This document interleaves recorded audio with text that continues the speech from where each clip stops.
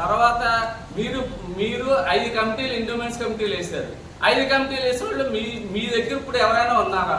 సంవత్సరం లోపు మా ఎమ్మెల్యే గారు 14 కమిటీలు వేశారు. 14 కమిటీలు అభివృద్ధి చూసి మేము ఇంకా 2 సంవత్సరం ఉంది. అప్పుడే మూడు కమిటీలు అప్పుడే గోదావరిగట్టు ఉమారామణ కళ్యాణ దేవస్థానానికి ఒక గజస్తంభం ప్రారంభించారు. అలాగే ఆర్యాపురం సత్యనారాయణమూర్తి గుడికి మొన్న 20 లక్షల ప్రజల డొనేషన్తో చేశారు.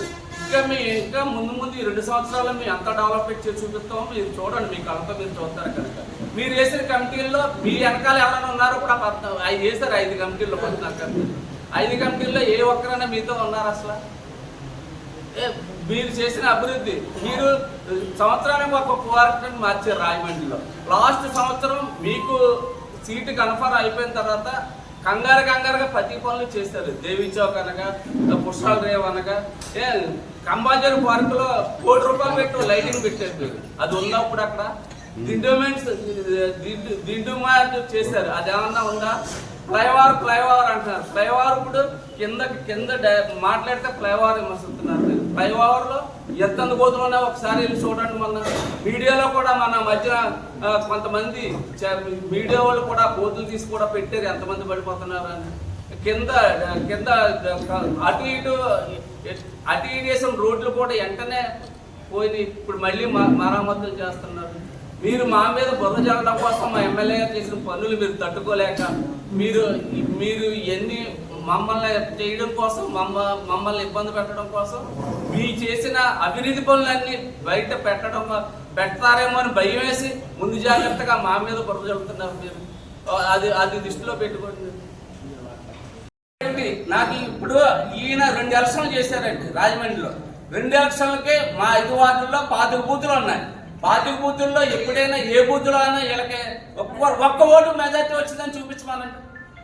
అంతకుముందు రాజశేఖర రెడ్డి గారు ఉన్నప్పుడు కానీ, అంతకుముందు జగ్గమూడి రామ్మోహన్ రావు ఉన్నప్పుడు కానీ క్వారీకి ఎప్పుడు మెజార్టీయే. వీళ్ళు వచ్చిన తర్వాత క్వారీ మొత్తం అంతకుముందు 10 సారి మా బూతుల్లో మేము మెజార్టీ ఇచ్చాం. మేము క్వారీ వార్డుల్లో వాళ్ళకే మెజార్టీ ఇచ్చాం. ఈ 2 ఎలక్షన్లు ఆయన ఎవక తట్టుకోలేకపోతున్నాడు. ఆయన ఈసారి ఇది కౌంటర్ వరకే. ఈసారి కానీ మళ్ళీ కానీ ఆనిస్తే పర్సనల్ లైఫ్ కూడా వెళ్తాం. ఈసారి అప్పుడే పెట్టచ్చు కదా.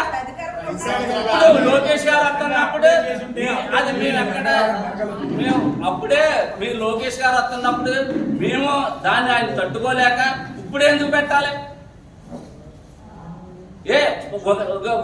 ఇప్పుడు మాట్లాడతారు. ఉదయం పొద్దుట 9 గంటలకే చలిని కూడా చూడకుండా కోరి మీద 4000 జనం వచ్చారంటే అది మా గొప్పతనం.